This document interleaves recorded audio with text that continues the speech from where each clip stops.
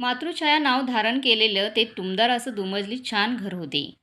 त्या घराचे मालक म्हणजे शामराव पाटील. 2 वर्षापूर्वी दुर्दैवाने त्यांच्या सौभाग्यवती पत्नी निवर्तल्या होत्या. एकुलता एक मुलगा विजय, वय 27 वर्ष, उंच, सावळा, रुबाबदार आणि नियमित रनिंग, क्रिकेट खेळणं, त्यामुळे त्याची तब्येत अशी भारदस्त आणि छान होती. मातृमुखी असा तो होता आणि वडिलांसारखा बोलायला लागला होता तो. आता शामरावांना त्याचं लग्न करायचं होतं. तो एका खाजगी बँकेत नोकरीला लागला होता. त्याचा पगार चांगला होता. शिवाय शामराव सरकारी नोकरीत असल्यामुळे जिल्हा परिषदमध्ये ते क्लर्क होते. त्यांची पेन्शन देखील बऱ्यापैकी होती. गावी शेती होती. त्याचे काही उत्पन्न येत होतं. एकंदरीत पाहता सुख वस्तू कुटुंब होते. या सुखाला एकच गालबोट होते, ते म्हणजे शामराव रिटायर झाल्यानंतर वर्षभरातच त्यांच्या पत्नीचे कॅन्सरसारख्या दुर्धर आजाराने निधन झाले होते. लवकरात लवकर आपल्या मुलाचं लग्न व्हावं इतकी शामरावांची इच्छा होती. नातेवाईकांमध्ये सांगून ठेवलं होतं. मुलींची स्थळं येत होती. पण विजय काही म्हणावा असा उत्सुक वाटत नव्हता. अखेर एक शनिवारी सुट्टी होती. सकाळी क्रिकेट खेळून आला आणि विजयला त्यांनी विचारलं, "काय रे बेटा, आता कधी लग्न करतो? योग्य वयात लग्न झालं म्हणजे ठीक असतं. मग काय पुढे काय प्रॉब्लेम येत नाही." आपल्या वडिलांचं बोलणं ऐकलं आणि विजय दुसरीकडे बघू लागला. विजय बोलला, "बघूया ना बाबा, मिळेल कोणीतरी चांगली मुलगी." त्यांची नजर चुकवत विजयने उत्तर दिलं. तसं शामरावने थेटच आपल्या मुलाला विचारलं, "काय रे, मी काय विचारतो, तुला खरं सांग. कुणी मुलगी बघून ठेवली आहेस का? तसं असेल तर स्पष्ट सांग रे बाबा." आता परत विजयने एकदा आपल्या वडिलांकडे बघितलं व परत दुसरीकडे बघत तो बोलू लागला, "खरं म्हणजे बाबा, बँकेत खाते उघडण्यासाठी एक मुलगी आली होती. ती पण ग्रॅज्युएट झालेली आहे. त्यानंतर तिने मॉन्टेसरीचा कोर्स केला आणि आता एका इंग्लिश मिडियमच्या शाळेत नर्सरी प्ले ग्रुपला ती शिकवते. त्याच पगाराच्या अकाउंट संदर्भात ती बँकेत आली होती आणि मग आमची ओळख झाली. प्रेम झालं, हो की नाही?" शामराव आनंदाने आपल्या मुलाला बोलले. "खरं सांगायचं तर हो बाबा, पण ती मुलगी." सांगताना पण विजय बिचकत होता. शामरावांच्या अनुभवी नजरेने ते हेरलं. विजय मुलाशिवाय होतच कोण त्यांना, त्यामुळे ते विजयला रिलॅक्स करत म्हणाले, "असू दे. आजच्या जगात म्हणायचं झालं तर मुलगी आहे ना, तुला आवडली आहे ना, आणि सगळ्यात महत्त्वाचं, तू तिला आवडतो खरं की नाही?" आपल्या वडिलांचा असा थेट विचारलेला प्रश्न ऐकून तो रांगडागडी लाजला. केसात हात फिरवत खाली बघू लागला. "बस, दोघे प्रेम करता, एकमेकांना स्वीकारायला तयार आहे. मला त्यातच सगळं भरून पावलं." तसेच शामराव धाकटे असल्यामुळे त्यांच्याकडे काही कुलधर्म, कुळाचार आणि त्यांची जास्त काही गडबड नव्हती. मुळात देवघरच त्यांनी एका स्वतंत्र खोलीत ठेवलं होतं. मुलालाही त्यांनी कधी देवपूजा, देवधर्म, व्रतवाक्य याची सक्ती केली नव्हती. महिन्यातील एक दिवस चतुर्थी आणि 2 एकादशी एवढे उपवास ते नियमाने करत असत. नवरात्राचे 9 दिवस काही त्यांना उपवास झेपत नसत. त्यांची पत्नी होती तोपर्यंत तिने केले. पण विजय शामरावांनी काही उपवास केले नाहीत. लग्न ठरवायचं म्हटल्यावर गावाकडून शामरावांनी आपल्या भाऊबंधांना बोलावून घेतलं. घर पाहुण्या मंडळींनी गजबजून गेलं होतं. सगळ्यांनी मिळून त्या मुलीच्या घरी जाण्याचं ठरवलं. जेव्हा पत्ता कळला तेव्हा सगळे आश्चर्याने पाहू लागले. एक साधारण वस्ती होती, जी गावापासून थोडी लांब होती. सगळेजण तिथे गेले. त्या घरामध्ये आई, ती मुलगी, तिचा भाऊ, वहिनी, 1 वर्षाचं बाळ, इतके सगळेजण होते.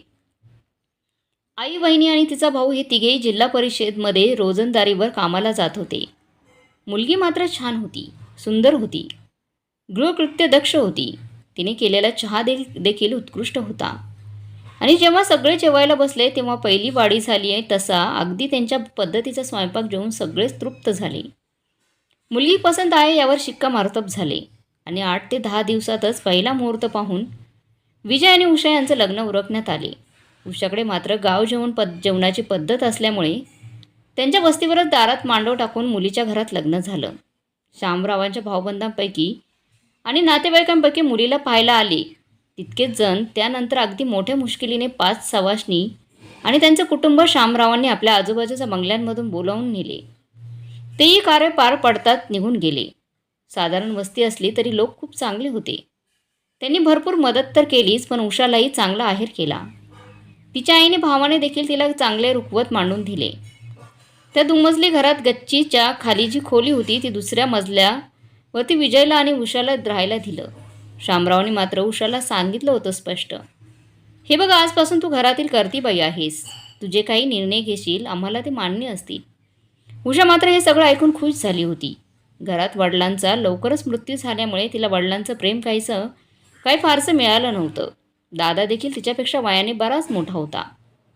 त्यामुळे तिला प्रथम तर शामरावाविषयी खूपच आदर वाटला. त्या दिवसापासून रोजच उषा स्नान करून देवपूजा झाली की पिता समान सासऱ्यांना नमस्कार करत असे. हळूहळू उषा घरात रुळली. सध्या परीक्षा झाल्या होत्या, सुट्ट्या होत्या. आपल्या पतीचं आणि सासरेबुवा यांचं रुटीन उषाने नीट बघून घेतले आणि काही दिवसातच घरातील सर्व सूत्र हातात घेतली. मार्च सरत आला होता. मार्च महिन्याच्या अखेरीस उषा आणि विजयचे लग्न झालं. त्यावेळी उषाच्या शाळांना सुट्टी लागली होती. गावाबाहेर तसे एका बाजूलाच एक घर होते. काही दिवसातच उषाला रोजच्या रुटीनचा कंटाळा येऊ लागला.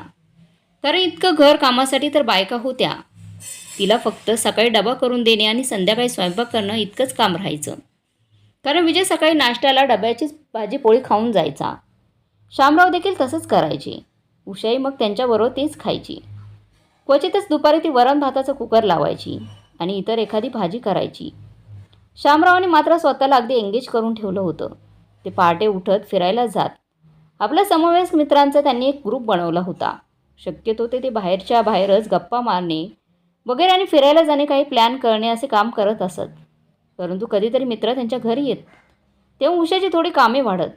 कधी त्यानंतर शामराव स्वतः आपल्या जवळच्या बागेत काही रोपं लावणं, तण उपटणे, गवत उपटणे अशी कामे करत. दुपारच्या जेवणानंतर उषा देखील आपल्या वरच्या खोलीत निघून जाई. शामराव मात्र आपला वेळ घालवण्यासाठी कधी TV बघणं, कधी सिनेमा, एखादं नाटक पाहणं, इतर करमणुकीचे कार्यक्रम पाहणं, प्रदर्शन पाहणे, तर कधी आपल्यासारख्या एखाद्या मित्राच्या घरी जाऊन बुद्धिबळाचे डाव, पत्त्याचे टाकणे, शिवाय त्यांच्यातील काही मित्रांना कॅरम वगैरे अशा खेळांमधील देखील रस होता. अशा प्रकारे त्यांचे दिवस कसाही निघून जाई.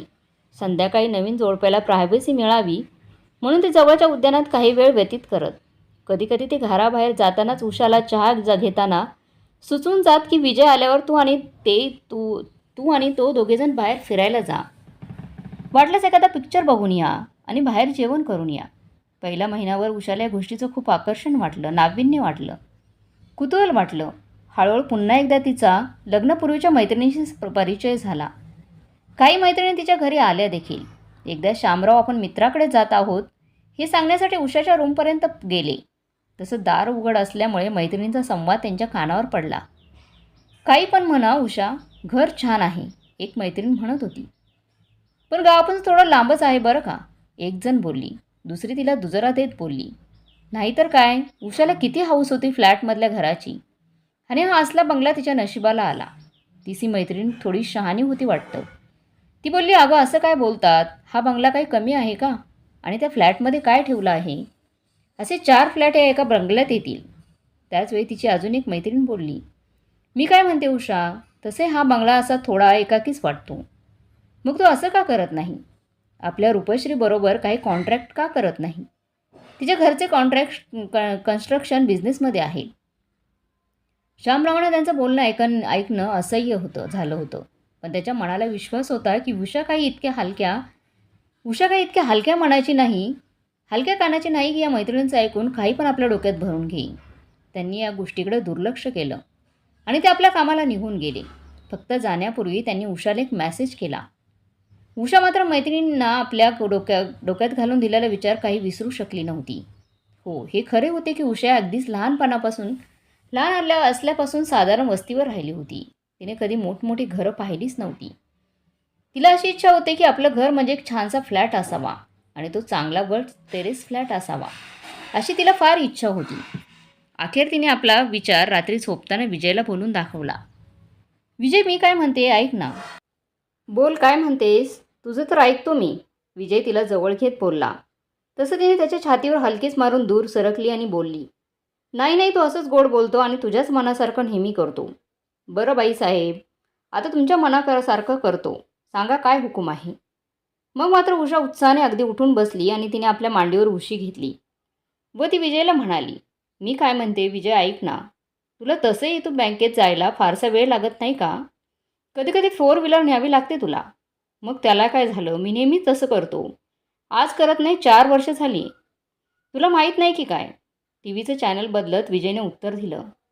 पण मी काय म्हणते, तसं पण हे थोडंसं लांबच पडतं आणि शिवाय माझी शाळासुद्धा. असू दे, शाळेचं काय एवढं? तसं पण तुझ्या शाळेला इकडेच बस घ्यायला सांग.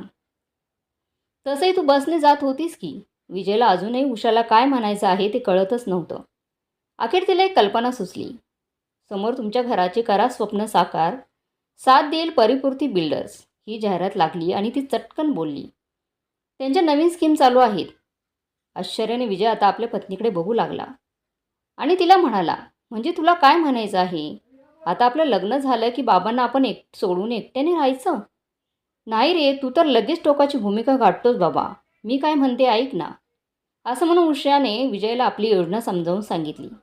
अशाच एखाद्या चांगल्या बिल्डरला हा बंगला विकायचा आणि तिथे मोठी बिल्डिंग बांधून घ्यायची आणि सगळ्यात मोठ्या टेरेस फ्लॅटवर आपल्याला फ्लॅट घ्यायचा. अजून 2-3 फ्लॅट किंवा तळमजला आपल्या नावावर ठेवायचे. मुळात बिल्डिंगच आपल्या नावावर असेल. असं नाही तर कसं? असं काहीतरी बघायचं. छे छे, मुळीच नाही. विजय थोडासा हसलाच आणि म्हणाला, या बंगल्याचं डिझाईन माझ्या आईने स्वतः तयार करून घेतलेलं आहे आणि हा बंगला पाडणं म्हणजे माझ्या आईचं स्वप्न उद्ध्वस्त करणं असं होईल. काहीतरी विचार मनात आणू नकोस. माझे बाबा कधीच या बेताला मान्यता देणार नाहीत. उषालाही हे माहीत होतं, कारण नेहमी आपले मित्रमंडळींमध्ये शामराव या बंगल्याबद्दल हेच उद्गार अभिमानाने काढत असत की हा मातृशाळा बंगला म्हणजे विजयच्या आईची आठवण आहे. तिच्या या विटेमध्ये भिंतीमध्ये तिचे स्वप्न आहे. अगदी किचनमध्ये स्टाईल्स कोणत्या लावायच्या इथपासून ते भिंतीवर पेंटिंग कोणतं लावायचं इथपर्यंत तिचं स्वप्न होतं. आणि मागच्याच रविवारी जेव्हा त्यांचे सर्वच मित्र जमले होते, विजय समोरच शामराव बोलले होते की आता एकच इच्छा राहिली आहे. आता बंगल्याजवळच्या गार्डनमध्ये एक छानशी शेड बांधायची आणि तिथे एक झोपाळा टांगायचा. शांताची फार फार इच्छा होती, पण तिच्या आजारपणामुळे या गोष्टीकडे दुर्लक्ष झालं होतं. पण आता तिच्या वर्षश्राद्धाच्या आत ही गोष्ट मला करायची आहे. यावर उषाला तर पक्के समजून चुकले होते की शामराव म्हणजेच आपले सासरे आपले निर्णय बदलणार नाहीत. आणि आता तर तिला फारच राग येऊ लागला. एकदा ती आईकडे गेलेली असताना तिने आईकडे हा विषय काढला. आई समजुतीने उषाला बोलली, अगं काही पण खूळ डोक्यात काय घेतेस? नाही, तुम्हाला एवढाच फ्लॅट घ्यायचा आहे. घ्यायचं तू शाळेतील नोकरी चांगली कर की, आणि जोपर्यंत तुझे सासरी बुवा आहेत त्या घरातल्या कितीतरी खर्च उचलतात. तुझा पगार बाजूला पडेल. तुझ्या मालकांचा पगार बाजूला पडेल. हप्ता जाईल एवढी रक्कम जमा झाली की बुकिंग करा. काही तुम्हाला नाही. थोडीच म्हणणार आहेत का? आणि आज सोन्या चांदीपेक्षा जमिनीच्या व्यवहारात पैसे गुंतवलेले कधीही चांगले असतात. भाऊ संभाषणात भाग घेत बोलला, बरोबर आहे. ते आहे तुम्हाला सपोर्ट करायला.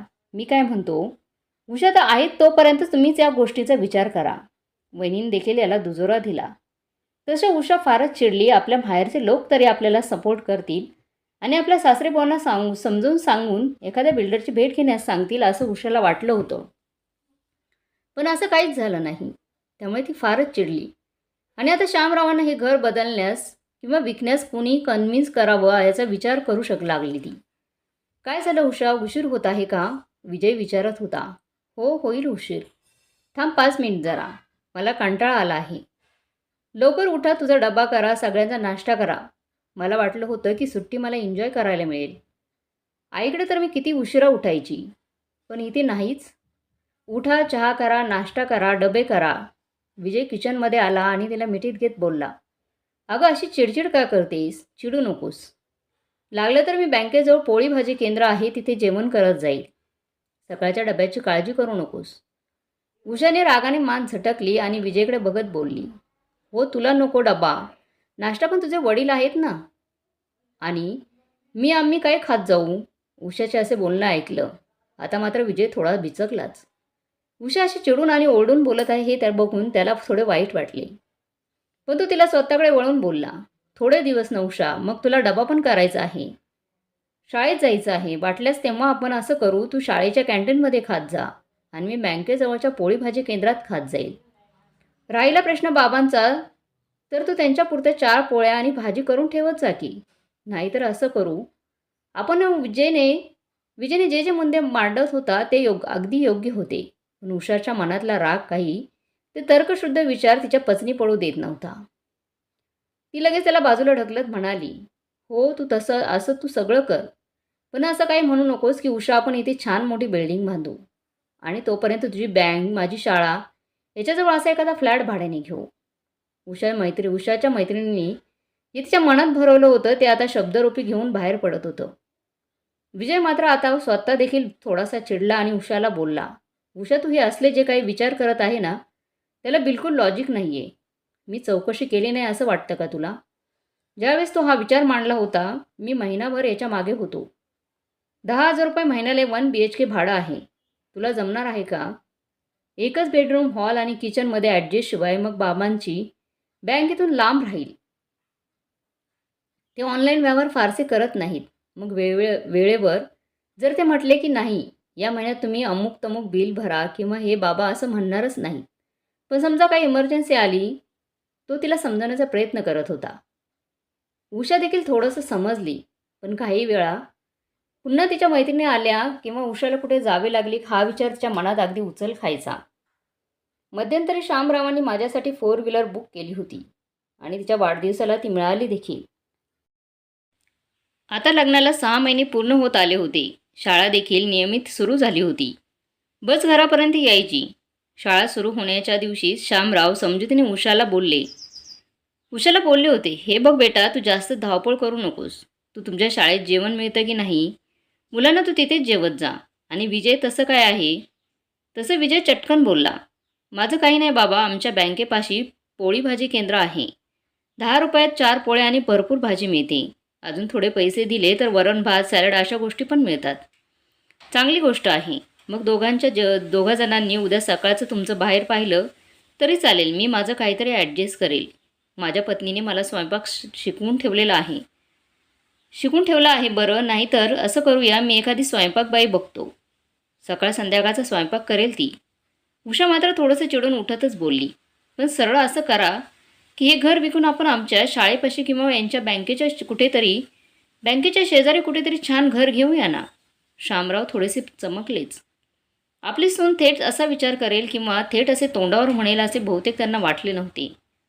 पण ते आपली मान नकारार्थी हलवत बोलले, "छे छे, मुळीच नाही. हा बंगला म्हणजे माहिती आहे.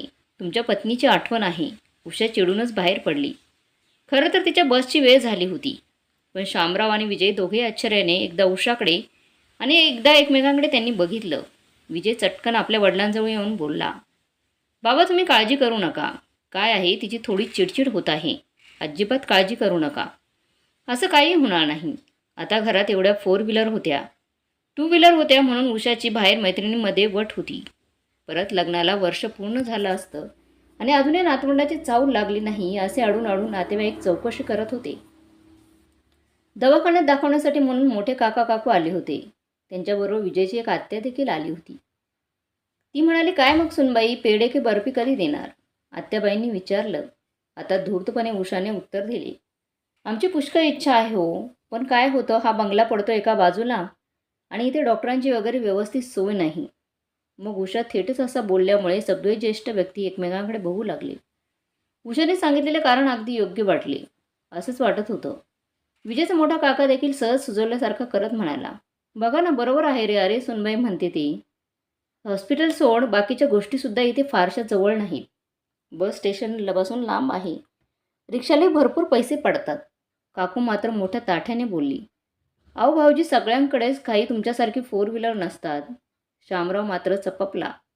या गोष्टी आपले बहीण भाऊ इतके मनात ठेवून असतील असे त्याला कधीच वाटले नव्हते.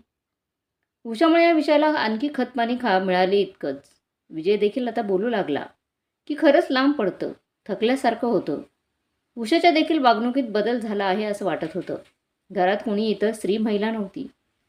अगदी स्वयंपाकीन बाई पण काही गोष्ट नोटीस करत होत्या, पण त्या शांत राहत. साधा वाटणारा मुद्दा अगदी वादळासारखा वाटत होता आणि आता ते वादळ कदाचित चक्रीवादळ झालं असतं. महिन्यातून एक रविवार श्यामरावांचे मित्र त्यांच्या घरी जमत. जोशी आणि ठोंबरे हे शाळा शिक्षक, साने वकील, करमरकर होमिओपॅथिक डॉक्टर, बर्वे हे पोस्ट ऑफिसमध्ये काम करणारे. अजून पण होते काही, पण सगळेच काही घरीच येत नसत.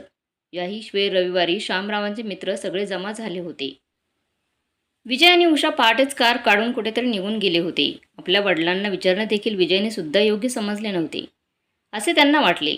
खरं तर विजयने त्यांना मेसेज करून ठेवला होता आणि पहाटेच उठवून उषाने त्याला हे सगळं प्लॅनिंग सांगितलं, जे त्या उषाच्या मैत्रिणीने पण ठरवलं होतं. त्यामुळे विजयला आपल्या वडिलांची झोपमोड करून सांगावे असे वाटले नाही. सर्वांनी चहा घेऊन जेव्हा शामराव बाहेर आला, कारण आज त्यांच्या स्वयंपाकाच्या बाईची सुट्टी होती, सगळेच चकित झाले. ॲडव्होकेट साने त्यांचा जिवलग मित्र उभा राहून त्याच्या हातातला ट्रे घेतला आणि बोलला, "वहिनी, नाही तर तुला स्वतःलाच सगळं करावं लागतं आहे बहुतेक. अरे काय मित्रा, वेळ आली आहे तुझ्यावर." सगळेजण आपापल्या जोडीदाराला गमावलेले होते. एक दोन जण असे भाग्यवान होते की ज्यांच्या सौभाग्यवती जिवंत होत्या. डॉक्टर खरे त्याच्या हातावर टाळी देत बोलले, "अरे त्याला काय, आपल्यासारखाच तो. बायको होती तोपर्यंत बायकोच्या तालावर नाचला, आता मुलाच्या सुनेच्या तालावर नाचतो. खरं आहे बाबांनो तुम्ही म्हणता ते." शामराव हताश स्वरात बोलले, "काय रे, काय झालं? तू असा निराश आणि उदास कधीच बोलत नसे. उलट नेहमी हसतमुख खेळकर असा तो सगळ्या ग्रुपची जान होता. पण जेव्हा तो असं बोलला तेव्हा सगळ्यांनाच कसं तरी वाटलं. काय सांगायचं मित्रांनो तुम्हाला? अरे कधीतरी तुम्ही इथे आपली चहा पार्टी होते किंवा स्वयंपाकाच्या बाईला तर पैसे मीच देतो. पण नाश्ता जेवण काही कमी जास्त झालं की दुसऱ्या दिवशी सुनबाई लगेच नवऱ्याला ऑर्डर सोडतात. सामानात अमुक कमी झालं, दूध आता जास्त वाढवा. शिवाय एवढ्या तिच्या माहेरी फेऱ्या देखील वाढल्या आहेत. मागच्या वेळेस तिच्या आई बहिणी तिला इथे सोडताना समजावून गेल्या की तुझे सासरे एकटे असतात, काळजी घे. आम्हाला तिथे सोबत आहे. तिथे जास्त कोणी सोबत नाही. तर तिने परत तोच विषय काढला रे. ती अगदी सोडायलाच तयार नाही. म्हणजे काय म्हणतोस तरी काय? आम्हाला तरी सांग ना, तिचं काय म्हणणं आहे?" ॲडव्होकेट साने आता जरा सतर्क होऊन बोलले. तसं शामराव दुःखाने बोलले, "श्याम्या, तुला काय बाबा, तुला भरपूर प्रॉपर्टी आहे, वाडा आहे, बंगला आहे, 2-3 फ्लॅट आहेत. हो, मग ते सगळं अजून माझ्या नावावर आहे." ॲडव्होकेट बोलले. तसं बाकीचे म्हणाले, "बरोबर आहे, तू वकील आहेस बाबा." तसं त्यांचा एक शाळा शिक्षक मित्र चटकन बोलला, "असं काही नाही, सगळ्यांनाच अधिकार आहे आपली संपत्ती आपल्या ताब्यात ठेवायचा. तो नवीन कायदा आता येऊ घालत आहे, तुम्हाला माहिती नाही. ज्येष्ठ नागरिकांचा सुरक्षा कायदा. अरे कसला कायदा आणि कसलं काय? कायदा तयार व्हायच्या आधी पळवाटा तयार झालेले असतात." दुसरा जण बोलला. तसं त्या सगळ्यांमध्ये ते ज्येष्ठ नागरिक सुरक्षा कायद्याविषयी चर्चा रंगली. पण शामराव मात्र गांभीर्यपणे बोलत होते, "तुम्ही म्हणता ते बरोबर आहे. असा कायदा असतो हे माहिती आहे, पळवाटा असतात हेही माहिती आहे. पण मला जर आता माझं घर आणि स्वतःला सुरक्षित ठेवायचं असेल तर या गोष्टींचा आधार घ्यावा असं वाटू लागलं आहे." "म्हणजे काय करणार आहेस तू?" डॉक्टरांनी विचारलं. तसं श्याम गंभीरपणे ॲडव्होकेट साने याला म्हणाला, "साना, तुझे कागदपत्र असतीलच ना तुझ्याजवळ?" "हो, मग?" "हे काय नेहमी ठेवत असतो मी."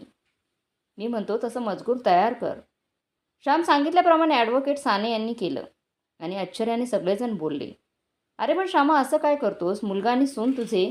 शामराव मात्र गूढपणे हसले आणि बोलले, "काही करणार नाही." नेहमीप्रमाणे रविवारी रात्री उषा आणि विजय परत आले.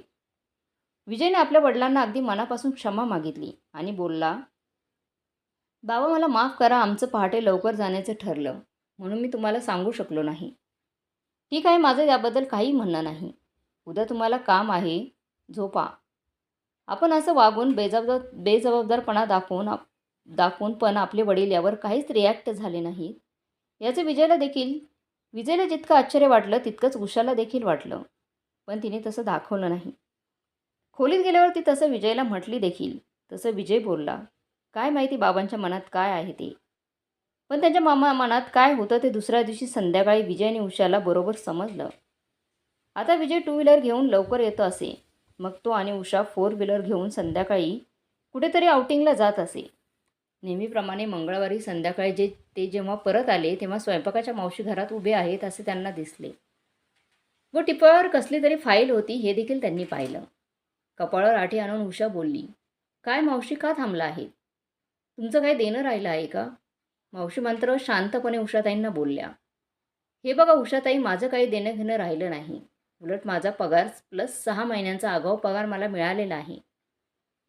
हे जे तुमच्यासाठी आहे ना ते पहा." असं बोलून त्या तिथून निघून गेल्या आणि जाताना त्या बोलल्या, "लवकर सांगा, कारण की कुलूप आणि चावी माझ्या हातात आहे."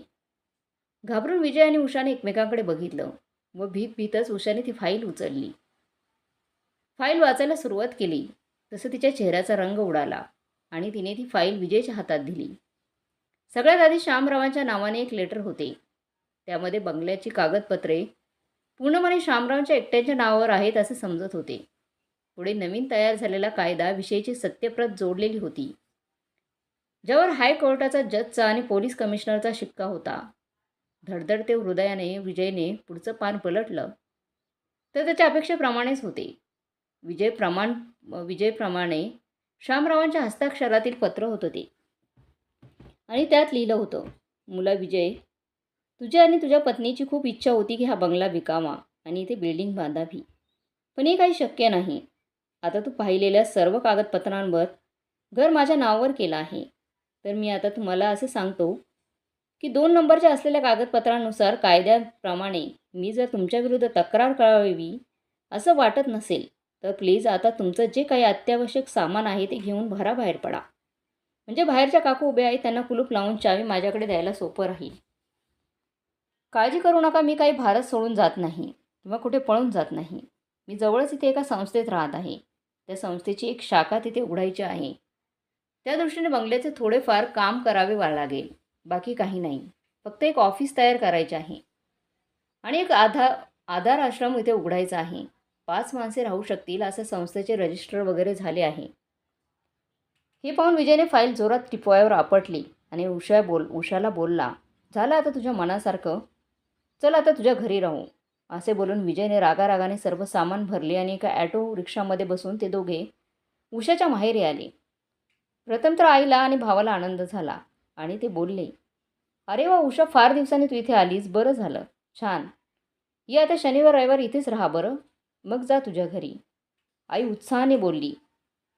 पण मागून विजय देखील 2-3 बॅग आणि इतर बरंच काही सामान घेऊन आलेला बघून आईच्या तर काळजात धडकीच भरली.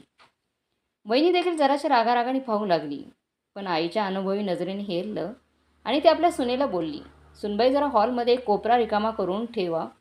मला असं वाटतं की आपली उषा आणि तिचा नवरा बहुतेक आपल्याकडेच राहतील. आपल्या आईला ही गोष्ट कशी कळाली याचं उषाला आश्चर्य वाटलं. पण आई थेटच विजयला बोलली की मला असं वाटतं तुमच्या वडिलांनी, हो आई बरोबर आहे, तिच्या वेड्यासारख्या हट्टामुळे बाबांनी आम्हाला घराबाहेर काढलं आहे आणि आता तो बंगला त्यांनी सील केला आहे. 2 दिवस तर उषा आणि विजय एक डोक्याला हात लावून बसले होते. काय करावं तेच त्यांना सुचत नव्हतं. अखेर सोमवारपासून विजय हा आपली 2 व्हीलर घेऊन बँकेत जायला लागला. खूपच त्याला लांब पडत होतं. आता पेट्रोलचा खर्च दुप्पट होणार हे त्याच्या लक्षात आले. 4 व्हीलर इथे आणून लावणार कुठे? त्याच्यामुळे दोन्ही 4 व्हीलर बंगल्यातच होत्या. उषाला मात्र चांगलीच अडचण झाली. शाळेची बस पुन्हा इकडून येईपर्यंत तिला ॲटो रिक्षाने जावे लागले. हाही खर्च काही कमी नव्हता. महिन्याभरातच त्यांच्या असं लक्षात आलं की येणं जाणं, घरातला खर्च, पेट्रोलचा खर्च आणि इतर गोष्टी यातच आपला निम्मा पगार जवळपास खर्च होईल आणि दोघे काही न बोलता आपले रुटीन उरकत होते. हळूहळू उषाच्या असे लक्षात आले की दुपारी आपण घरीच असतो. या सवयीखाली धुनी भांडी आपल्याच नावी पडतात. आठवड्याचे दळण आपल्यालाच करावं लागतं. विजयला देखील नाईलाजाने आपल्या गाडीची चावी द्यावी लागायची आणि कुठूनही काही लांबून सामान आणायचं असेल किंवा अगदी इतर लोकांना देखील कोणाला स्टेशनवरून आणायचं असेल तर चावी द्यावी लागत असे. 2दा तर 3 महिन्यात गाडीची सर्व्हिसिंग करावी लागली होती. त्याच्यामुळे हळूहळू विजय आणि उषा दोघांमध्ये खटके उडायला लागले. त्यांच्यामध्ये दोघांमध्ये भांडणं होऊ लागली. हो दोघे एकमेकांना आपल्या आलेल्या परिस्थितीला जबाबदार धरायला लागले. विजय तर दुपारी बँकेतच खायचा. रात्री त्याच केंद्रात जेवण करून घरी यायचा. उषा पण शाळेत मुलांसाठी असलेलं खायची व वहिनीने संध्याकाळी केलेलं खायची. या टेन्शन गडबडीत एक महत्त्वाची गोष्ट मात्र विजय आणि उषा दोघे पण विसरले. 6 महिन्यातच उषा आणि विजयला कळून चुकले की ते राहणं शक्य नाही आहे. कारण घरी पैसे देणे मान्य होते, स्कूटरचा पेट्रोलचा खर्च मान्य होता, सगळ्या गोष्टी मान्य होत्या. पण एका छोट्याशा कोपऱ्यात रात्र घालवणे ही फारच गोष्ट भयंकर होती आणि आता लग्नाला 1.5 वर्ष झाली होती. उषाला देखील सहवासीची ओढ तर होतीच, पण मातृत्वाची देखील खुणवत होती. अखेर तिने स्वतःच्या मनाशी एक निर्णय घेतला आणि 1 महिना गोळ्या घेतल्या नाहीत. उषाची आई आणि वहिनी अगदी दोघी परीक्षा बघितल्यासारख्या उषा आणि विजयशी वागत होत्या. अखेर 2 महिन्यांनी उषाची प्रेग्नन्सी कन्फर्म झाली. वहिनी तर स्पष्ट बोलली, अगं बाई, आता माझं बाळसुद्धा मोठं होईल, अधिक जाणून घ्या. त्याला शाळेत जायला अजून 1 वर्ष उगाच आहे. उषाताई, आता इतकं काही आमच्याच्याने इतकं उस्तर होणार नाही. एक काम करा, तुम्ही कुठेतरी भाड्याने घर बघा. आपली वहिनी थेट असं बोलल्यामुळे उषा दुखावली गेली आणि ती आपल्या आईला बोलली, आई, अगं वहिनी काय म्हणत आहे आणि तू काही का बोलत नाहीस? आई आश्चर्याने माझ्याकडे बघायला लागली आणि म्हणाली, मी का काही बोलू? ती काही चुकीचं बोलत आहे का? अगं उषा, तुला जर एवढा मोठा बंगला खपत नव्हता, तू त्यात एवढंच फ्लॅटमध्ये राहायला जायला तयार झाली. एक सून म्हणून जर तू आपल्या चांगल्या राहत्या घरावर पाणी सोडतेस, माझ्या सुनेल तर हे राहतं घर देखील नाही, हे आमचं भाड्याचं घर आहे. मग तिने तुला जायला सांगितलं तर यात तिचं काय चुकलंय? काय चुकीची आहे ती? तुला तर एवढं मोठं घर नको झालं होतं. आपल्या आईचं थेट असं बोलणं उषाच्या काळजावर वार करून गेलं. विजयाला देखील दादा चटकन बोलून गेला, माझ्या बायकोचं मला काहीच चुकीचं वाटत नाही. कारण अशक्य आहे एवढ्या जागेत आता इतके लोकांचं राहणं. शिवाय उषाचं बाळ, आता त्याचा आजारपण, या सगळ्या गोष्टी. उषा ताडकन उठली आणि विजयचा हात धरून त्याला बाहेर घेऊन आली. काय करावं दोघांना काहीच सुचत नव्हतं. विजय आता खूपच खचून गेला होता. खूप ठिकाणी त्यांनी चौकशी केली होती आणि कुठेच त्याला महिना 10,000च्या खाली भाड्याने घर मिळत नव्हतं. तो अगदी एका खोलीत देखील राहायला तयार होता. पण मग पुढचे सगळे खर्च, उषाचं बाळंतपण, तिचा दवाखाना, मग मुलाचा दवाखाना आहे त्याचा खर्च, खेळणी, शिक्षण, तो डोकं हातात धरून उभा होता आणि उषा देखील खूपच घाबरली होती. बागेतील एका बाकावर बसले होते दोघेही, व विजय व उषा विजयचा हात हातात धरून बोलली, खरंच मी विजय खूप हट्टीपणा केला. मला आत्ता कळत आहे. सगळं छान होतं, पण मी चुकले. मी तुझं ऐकलं नाही. मी कुणाचंच ऐकलं नाही. मी मनमानी केली. मला वाटलेलं आई दादा माझं ऐकतील, साथ देतील. पण नाही, माझी फार मोठी चूक झाली रे. माझ्या असं का मनात आलं नाही की आपण यावेळी आपल्या आईला तिथे घेऊन राहिलो असतो. आई मदतीला आली असती. विजय आता चिडला होता. तरी पण सौम्य स्वरात उषाला बोलला, अगं असं काय म्हणतेस? तुझ्या आईने किती वेळा तुला समजावून सांगितलं होतं. वहिनीने तुला समजावून सांगितलं. तू ऐकायला तयार होतीस का? तू थेट असं आपल्या पतीचं बोलणं ऐकून उषाच्या तर डोळ्यात पाणी आलं. आता ती थोडं चिडून बोलली, हो बरोबर आहे, आता तू मला जबाबदार धर. मग कोणाला जबाबदार धरू? मी तर तुलाच धरणार ना. तुझ्यामुळे मला घर सोडायची वेळ आली. तू जर माझ्या बाबांशी नीट वागली असतीस तर. विजयचा देखील थोडा आवाज वाढल्यासारखा झाला होता. उषाही काही कमी नव्हती. ती पण बोलली होती, मग काय झालं त्याला? तुझ्या वडिलांनी असं म्हणता येत नव्हतं का? ठीक आहे, हा बंगला विकायला नको, कुठेतरी बुकिंग कर, एखादा फ्लॅट घ्या, इन्व्हेस्टमेंट म्हणून घेतलं असतं. हो का? मग तू का नाही बोलली बाबांशी तसं? असे दोघे अगदी तावातावाने भांडणार इतक्या त्यांच्या कानावर एक प्रेमळ आवाज आला आणि तो म्हणत होता, अरे माझ्यापासून लांब राहून देखील तुम्ही इतके भांडत आहात. विजय, तू तरी तिच्या अशा अवस्थेत काळजी घ्यायला हवी ना. या अवस्थेत तिने चिडचिड करणे योग्य नाही. बाबा, एकाच वेळेस दोघांच्या तोंडून आवाज बाहेर आला आणि उषा तर आधी जाऊन शामरावांच्या चक्क तिथे पाया पडली आणि बोलली, बाबा मी तुमच्यावर रुसले आहे. मुलगी म्हणून चुकली मी, म्हणून तिला एवढी मोठी शिक्षा करतात का? लहान मुलीसारखी तिची तक्रार ऐकली. शामरावाने हसत तिच्या डोक्यावर हात फिरवत बोलले, चुकीची जाणीव व्हावी म्हणूनच शिक्षा केली होती. मी काही एवढा दृष्ट नाही. तुम्ही ते सगळे कागदपत्र नीट बघितले तरी का? आणि सगळ्यात महत्त्वाचं असं, तिरईत माणसाच्या हातात घराची चावी देऊन कोणी बाहेर पडतं का? मी हेच बघत होतो, पण तुम्ही लोक ही उतावळेच फार. अरे मॅडम, म्हणजे उषा बोलायला लागली, असं काहीच नव्हतं. मी तुमची परीक्षा बघत होतो असं समजा, आणि तुम्ही त्या परीक्षेत पास झाले आहात. चला बरं.